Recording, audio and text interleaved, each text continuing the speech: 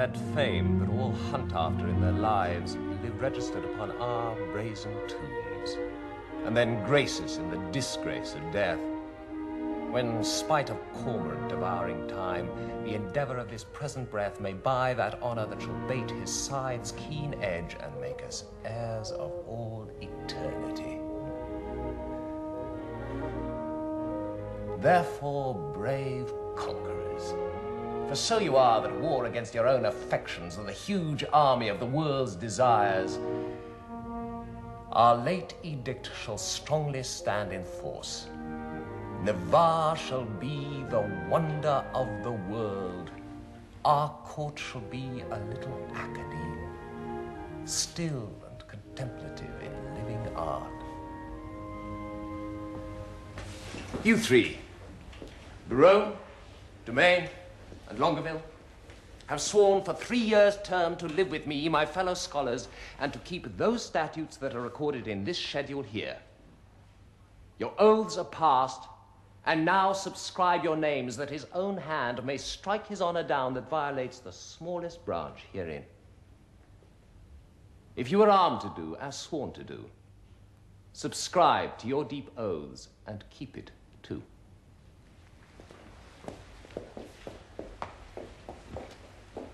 I am resolved. 'Tis but a 3 years' fast.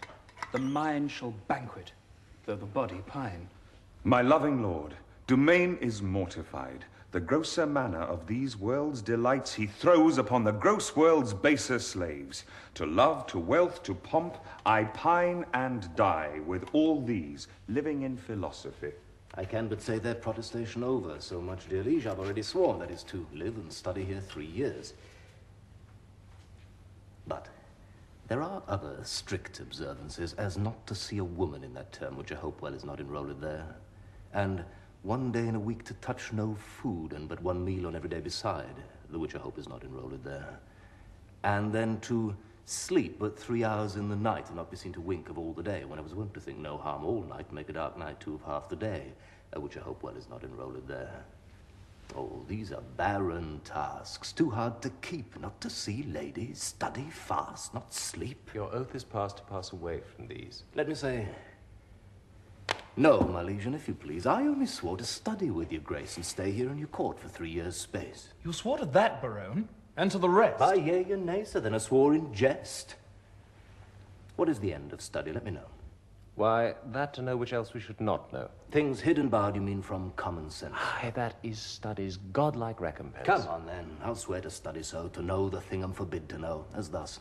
To study where I well may dine, when I to feast expressly am forbid, or study where to meet some mistress fine, when mistresses from common sense are hid, or, having sworn too hard a keeping oath, study to break it and not break my troth. If study's gain be thus, and this be so, study knows that which yet it doth not know. Swear me to this, and I'll ne'er say no. These be the stops that hinder study quite, and train our intellects to vain delight. Why, all delights are vain. But that most vain, which with pain purchased doth inherit pain, as painfully to pore upon a book to seek the light of truth, while truth the while doth falsely blind the eyesight of his look. Light seeking light doth light of light beguile. So, ere you find where light in darkness lies, your light grows dark by losing of your eyes. Study me how to please the eye indeed, by fixing it upon a fairer eye, who dazzling so, that eye shall be his heed, and give him light that it was blinded by. These earthly godfathers of heaven's lights that give a name to every fixed star have no more profit of their shining nights than those that walk and what not what they are. Too much to know is to know naught but fame, and every godfather can give a name.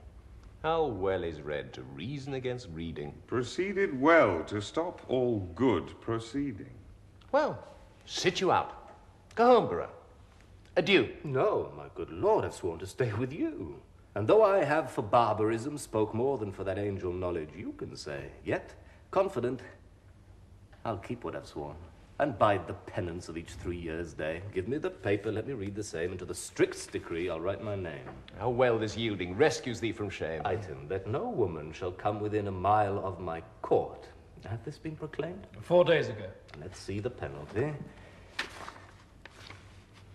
on pain of losing her tongue. And who devised this penalty? Marry, that did I. Sweet lord, and why? To fright them hence with that dread penalty. A dangerous law against gentility.